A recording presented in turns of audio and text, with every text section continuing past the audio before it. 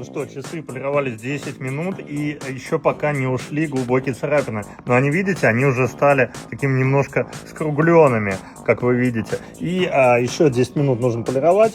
Конечно же, срежется 10% примерно стекла. Стекло здесь 1 мм, насколько я помню, либо миллиметр и 2.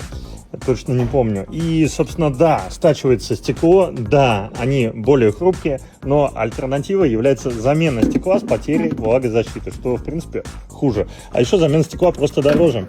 Вот, и я продолжаю полировать.